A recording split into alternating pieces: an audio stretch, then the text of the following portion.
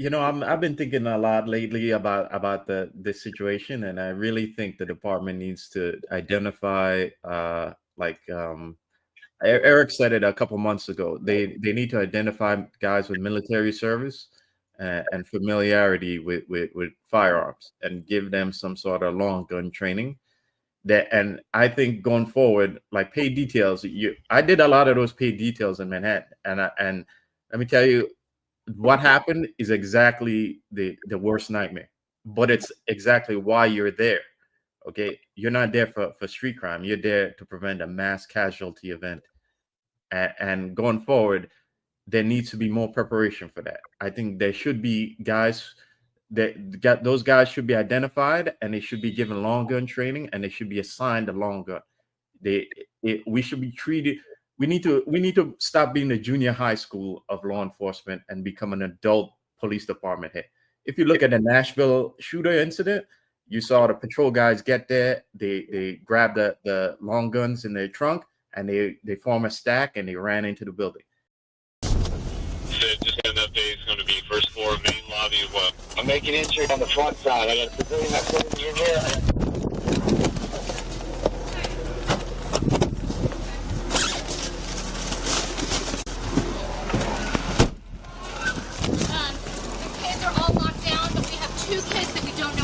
Okay. Okay. Yes, ma'am.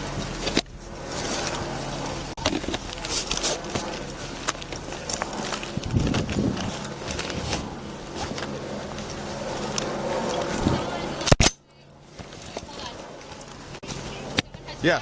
Into my window, they're upstairs. Hey. Give me 3. Let's get 3. All the way down this hall. Listen, this fellowship hall. The end of this hall is fellowship hall. They just said they heard gunshots down there, and then upstairs are a bunch of kids. Let's go. I need 3. One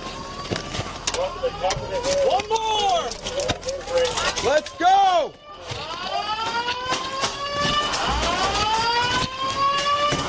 Metro Police.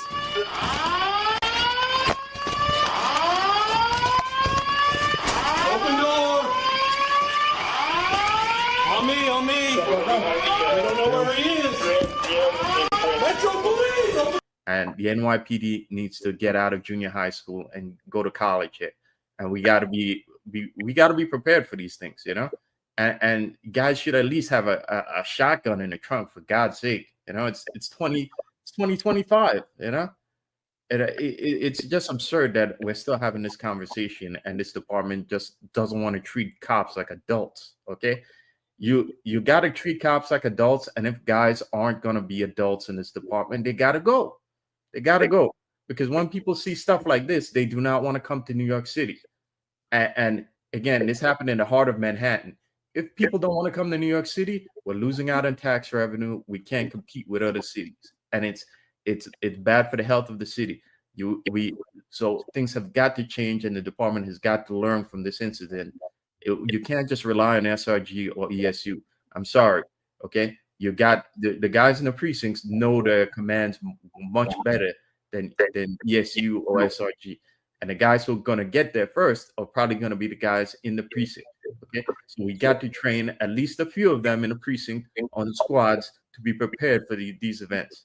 You can't wait until SRG comes and you already have bodies on the ground. It's too late then. Okay, so I hope Jessica is watching this, and I hope they at least start the discussion about this, because it has to be had now. It's 2025. Well, I would say this: we need to honor the legacy of Officer Diderot Islam, who's now posthumously promoted to detective, and honor him by learning from this tragic event and the tragic murder by police officers now, especially the NYPD. If you're going to do pay detail, as I said in the past podcast, I wouldn't tell you not to do it. But if you are going to do it, don't just go there and go through the motions, because it's a couple hours pay. You need to actually go there with a plan. And now today with Google Maps, I think you could do a little assessment before you even get there. You could go on Google Maps. If it's a location that you're working that you've never been to, you could go on Google Maps and look at where the exits are, the entrances are, the location, how far back is from the sidewalk, what the situation looks like. You could really do some good homework. It will only take you a couple of minutes, and I think it's worth it. And then when you get there, let's learn from this. When you get to a location, find out if there's a fire, an emergency service plan, a safety plan, and I would say most likely, most corporate buildings, their security companies usually have some type of fire and emergency safety plan. Find out what that safety plan is. Find out if any of those security guards that are working there are former law enforcement. Find out who your point of contacts are. Take a look at your exits and entrances. And please, to my active police officers out there, not just New York City, this entire country, you are wearing a bullseye on your back. Please, always keep your back to the wall so you can see what's coming in front of you. You need to have eyes in the back of your head. I know it's easy to say. You could say, listen to this guy. He's retired. I care about you. I always made sure, John, I talk about this all the time, Marlon and Sal and Rob and Ron, we always talk about this. We always made sure that our backs are against the wall. John likes to talk about it often, and I think that's fantastic. The bladed stance, something I still do in retirement. I talk to people in a bladed stance. I talk to people in a sense of being prepared. And the same thing goes if you're working. If you're doing pay detail, you're not off duty. This idea that when you take action, you're not off duty. You are wearing a uniform, firearm. You have a target on your back. Please, situational awareness. Be safe out there. And yes, we need long weapons. These little 9mm, faced with a man with an AR-15 or an M4, you are a sitting duck. Good luck. We do need long weapons. That is so important. And hopefully we could evolve and move to that. Yeah, not to make a long-winded rant about this, but if I'm the mayor, there's absolutely no way I'm giving guys AR-15s. I mean, I could get with Marlon's plan, like identify some people that are deserving of it, almost like a promotion, like corporals or something like that. There's absolutely no way. I mean, the most dangerous day at work, I think, in the NYPD is when you go to the shooting range. Because these people can't even shoot a 9mm gun. It's disgraceful. They can't go up and down the stairs. It's disgraceful. They can't run a mile and a half and jog a mile and a half. It's disgraceful. They can't jump over a wall. It's disgraceful. So, I mean, before I'm treating anybody like an adult, I'm hiring an adult. You know what I mean? And and I think that's the bigger picture that we're seeing here is a lot of people are taking this job for the benefits and not to do the job and not to do the work. And so I don't think that it's there yet. I really don't, unfortunately, like that's just how I see. I know I'm a little bit of a pessimist usually. But I gotta be real. Like there's no way I would hand people these AR-15s. And the other thing when I look at it is like the training for the people that have the AR-15s. I'm not going to get into it, but when you realize how little training ESU, SRG, and CRC are getting, there's absolutely no way they could do it because no one has time. Because in a diminished, depleted department, there's absolutely no way to get these people trained and to keep them qualified and to keep them trained. Not to where it's the bare minimum. You're going twice a year. I mean, when you look at these feds, they're going once a week. Feds are so much better shooters, and they rarely ever put their hands on people. You know what I mean? You're out there every day. You're doing it. What a Fed does in a month, you do every day. You know what I mean? Like you're doing 6 to 7 times a day. Excuse me. What a Fed does in a month. So it's like the training's there for them, the ammo's there for them, the funding's there for them. This is Eric Adams' police department. This is Bill de Blasio's police department. Do more with less. So we're just never going to get there with the training at the rate we're in. Before we fix the department, the first thing you have to do is win back the morale of the cops and start to be able to recruit and retain experience and promote people based on merit. Until we get there, none of what you guys saying could even possibly be implemented. None of it. Well, John, before we close out, I don't know, I was saying you're going to close out, but now that you brought that up, I have to push back a little bit. Only on my opinion, my anecdotal experience over the Marine Corps. I fired sidearms, and which are 9mm pistols, 380s, You name it, I fired everything. And I've also fired shoulder stock weapons, right? A long firearm is a shoulder stock weapon. And what is a shoulder stock weapon? It's exactly that. It's a weapon that you put in your shoulder to fire. And a long weapon is actually easier to maintain and easier to fire than it is a sidearm. Much easier than your pistol. And we lack the training for the pistol. So that, to me, what that says is we need far more training for the pistol, because the long weapons are actually easier to fire, easier. They require less training. They weren't. I'm just saying totally on responsibility. Holding it, keeping it, maintaining it. I never said that they weren't. I own long rifles myself. I shoot them, and they're much easier than a pistol. I'm not talking skill level. I'm talking like, would you hand these people an AR-15 to go out on the street? I think it's more of a danger to the cops on the street and the public than it would help anybody. Guys who are in crime, I definitely would. Special teams, I definitely would. And crime, conditions, and we used to have, at least Daytor, there used to be a conditions team.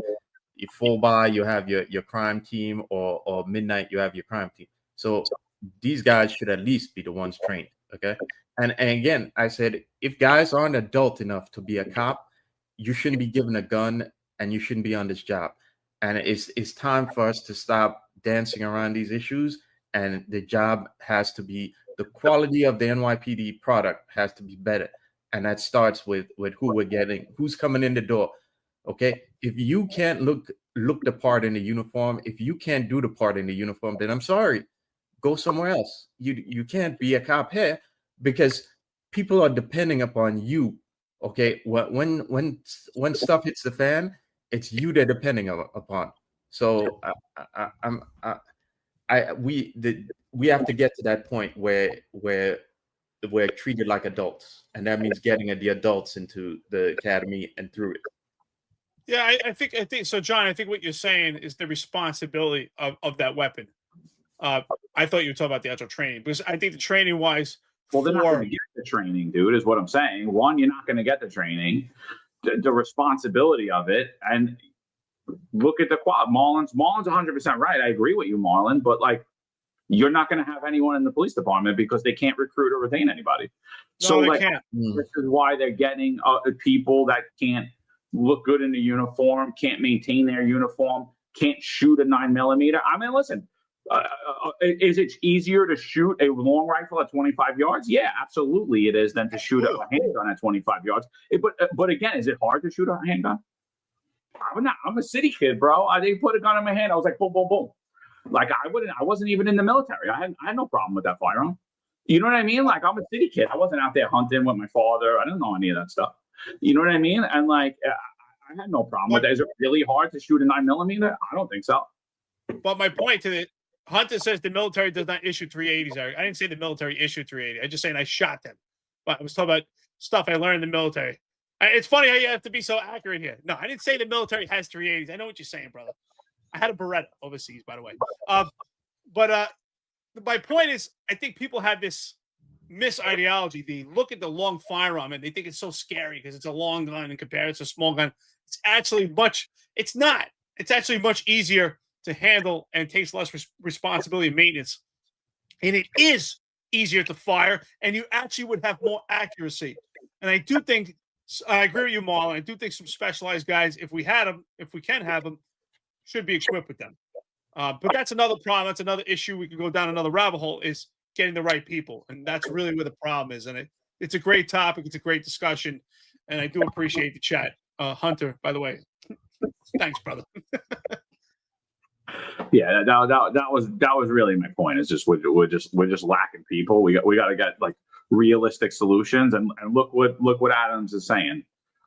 He's talking about repealing the Second Amendment. There's actually a bill that just dropped. I think it dropped yesterday in the state assembly. I didn't get a chance to look at it yet, but it's just changing the definition of what's an assault rifle. So it's basically taking those weapons away.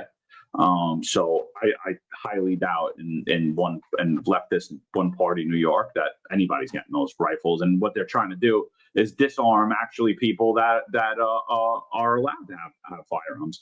And again, New York State is anti-Second Amendment. It's anti-2A. Eric Adams is anti-2A. So Hamlin Downing's anti-2A. You've just watched a clip from our live episode. Click the description to watch the full episode. Like, share, and subscribe for more videos just like this.